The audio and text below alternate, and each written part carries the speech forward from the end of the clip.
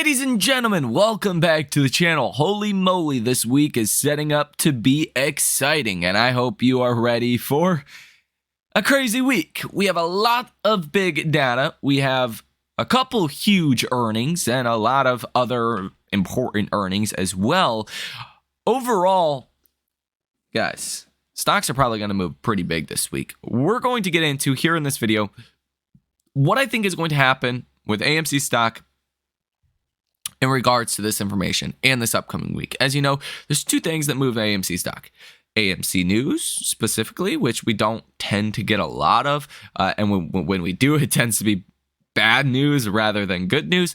And then the second thing is going to be what happens with the broader market. So I think this week, minus any news that might come out, hopefully not bad news, is that's going to drive the broader markets, how earnings are, as well as the data. So let's get into it. Here in this video, we will talk about where I think AMC stock is going as well this week. Take a look at the option activity, the option chain, and what we're setting ourselves up for.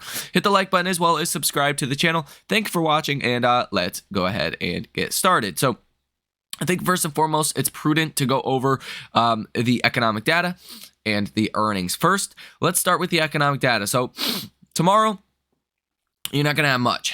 It's going to be a slow start to the week nonetheless.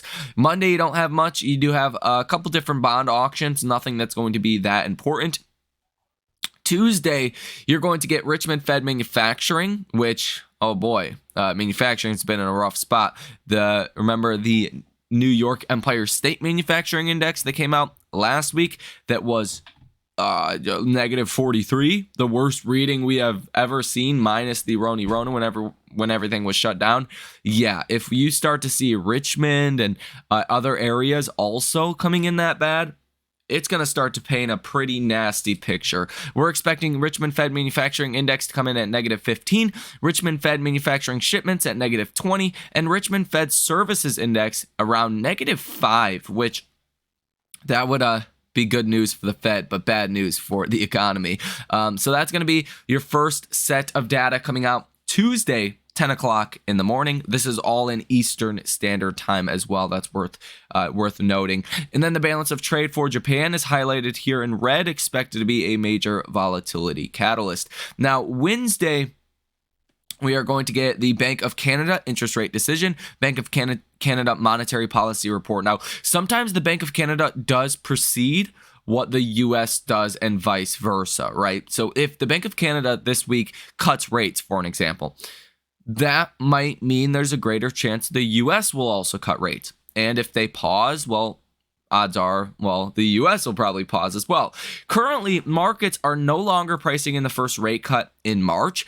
52.9% odds of a pause and 46.2% odds of the first rate cut. For January 31st, that's going to be the next Fed meeting, and that's when the Fed is really going to outline whether or not they could cut in March. They're obviously going to say they're data dependent. They're obviously going to say the same things that they have kind of been saying for a while now, but that's potentially a negative volatility catalyst. That's not going to be this week, but that is going to be next week. So, yeah, definitely going to be volatile nonetheless. And then Wednesday as well at 9:45 in the morning, you will get S&P Global Composite PMI. A lot of big banks are waiting for this specific data, the PMI data, to see if that really bad New York Empire State Manufacturing data was kind of just a fluke number, or if that was maybe preceding a larger slowdown. And that'll be here in the S&P Global Manufacturing PMI. Specifically, Goldman Sachs said they want to see. Goldman Sachs and JP Morgan said that we need more clarity from the Global Manufacturing PMI, which will be this upcoming Wednesday. You're expecting manufacturing PMI to actually come in better month over month from 47.9 to 48, and S&P Global Services to come in a little bit on the weaker side from 51.4 to 51. So services going negative would be very much great news for our inflation fight. That, I mean, you could say it's still an inflation fight, but at this point, inflation's pretty much gone. It's just the lagged the lag data needs to come into picture a little bit more. So that's basically your outlook for Wednesday. For Thursday, this is when you get the first important economic data of this week. You are going to get durable goods orders month over month for December. That comes out at 8:30 in the morning on Thursday. You're expecting 1%. So that's a big deceleration from 5.4% month over month we've seen last month. But the big data is GDP growth rate quarter over quarter, advanced data for Q4. We're expecting around 2%. Some people expect around 2.3%. If this comes in better than expected, it's very hard, or it's going to be very hard to say we're entering a recession, or even that's, remotely on the horizon. So that's definitely something to be watching for. That's probably going to be some of the biggest data for this week. And then you have Chicago Fed National Activity Index expected to come in a little bit on the light side. Lots of other data here, including initial jobless claims, retail inventories excluding autos, wholesale inventories, durable goods orders excluding defense, core PCE prices quarter over quarter, advanced data for Q4, lots of other data, real consumer spending, quarter over quarter, advanced data for Q4. Long story short, the main numbers the markets are going to pay attention to is the GDP growth rate quarter over quarter and durable goods orders month over month. But there's a lot of other data as well. And again, it's not necessarily about just one data point that's important to our markets. It's the combination of all of these and what direction are they pointing to? Are they pointing towards potentially a recession, a slowdown, or are they pointing towards something that is more reminiscent of maybe the economy picking up? That's important. It's not just one data point. It's, where are things going?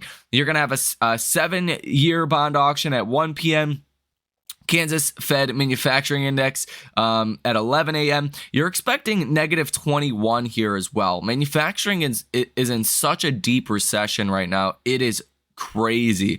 Manufacturing's been in a recession for a while now, 12, 18 months or so, but it looks like it's getting really bad. Kansas Fed, Richmond Fed, New York Empire State Manufacturing, all of these different districts are reporting massive slowdowns in manufacturing, and that's expected to continue this upcoming week. So definitely a troublesome sign for any of the bulls out there hoping we do not avoid a recession. I think it's going to be hard if manufacturing is falling this much.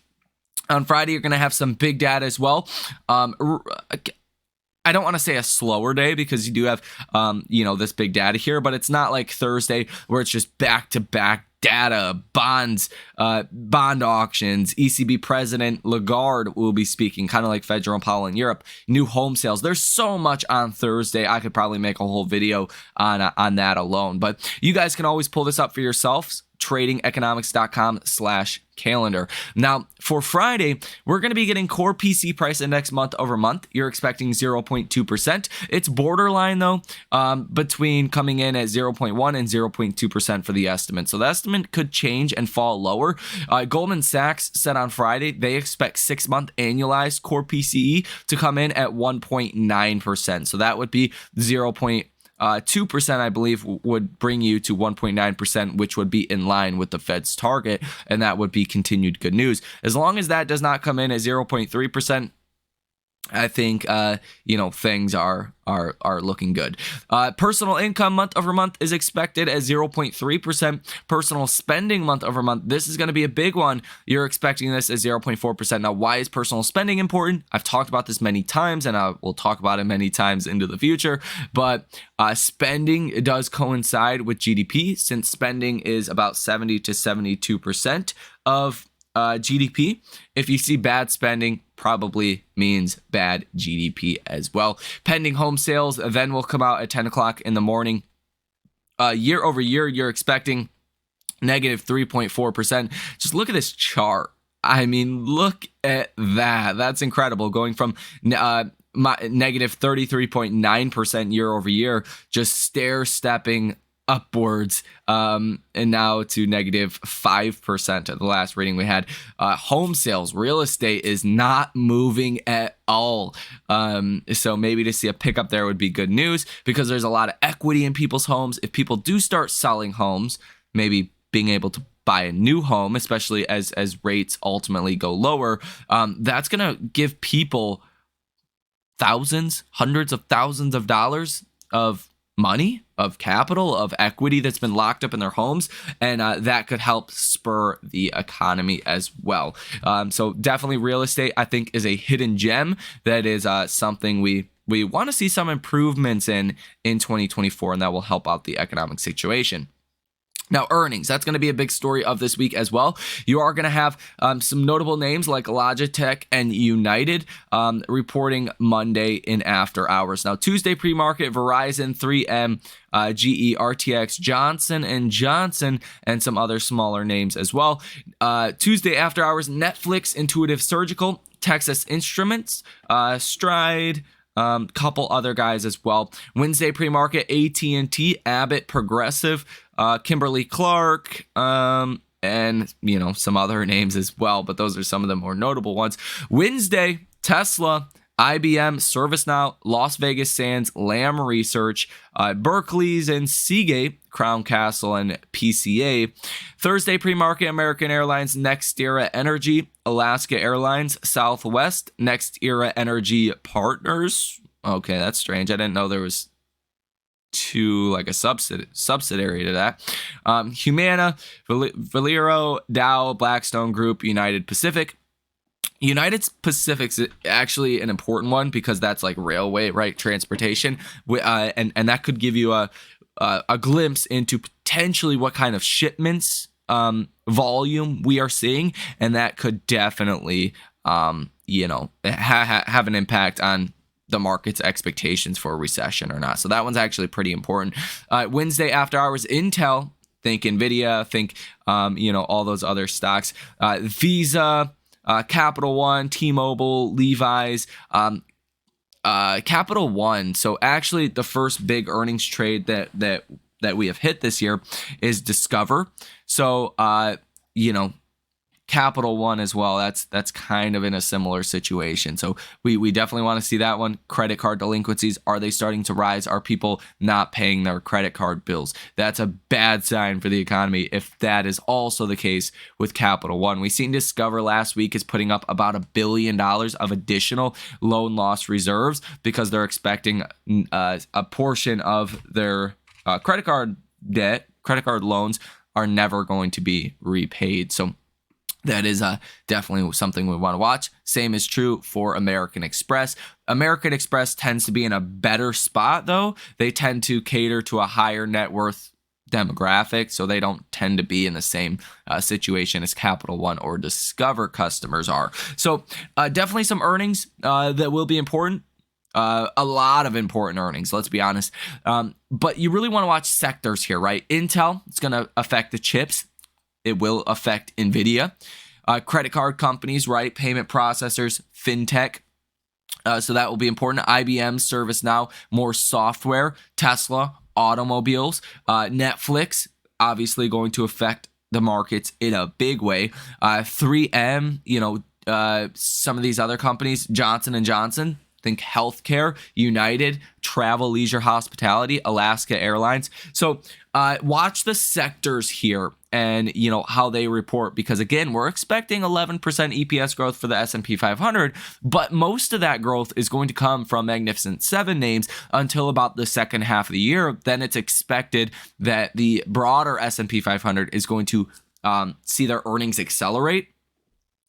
So the first part of 2024 is going to be all about Magnificent Seven and how that EPS growth is coming out. So we'll get a little bit of a heads up here. Markets are either going to love these earnings or absolutely hate them. And that is definitely going to impact a stock like an AMC. Now, if we take a look at the option activity, option chain for AMC heading into this week, I believe we talked about this on Friday or Saturday, one of the days, but you do have about 13,000 calls at the $5 strike, 4,000 calls at the $5.50, about 3,400 at the $6 strike, and about 2,600 at the $6.50 strike. And if you do see, some of those last week options roll over to this week, the numbers are going to get even more juiced and look more appealing, and that could definitely have an impact to AMC stock as well. Now, overall, I'm actually not that optimistic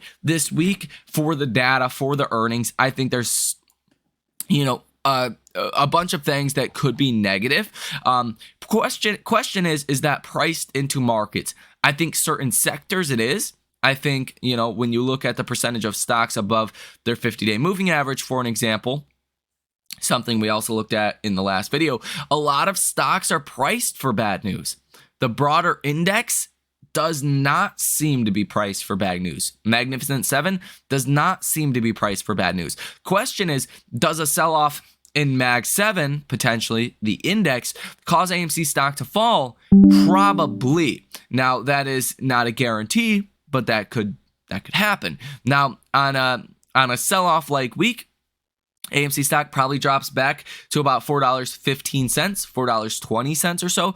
On a good week, let's say everything goes good this week, AMC stock probably reaches about $5.50 per share. Again, considering the stock is up about 15% from the lows and the RSI is still oversold, you were at a record low RSI, so that could mean potentially quite a large bounce. Could still be to come. So I think it's highly uncertain. I think most of the move is probably going to come end of the week, specifically Thursday and Friday. Could you set up for a rally the beginning of the week and then a disappointing second half of the week? Yes, that is also true. Let me know what you think about this information down below in the comment section. Hit the like button as well as subscribe to the channel. Thank you for watching. Enjoy the rest of your day, and I will see you in the next one.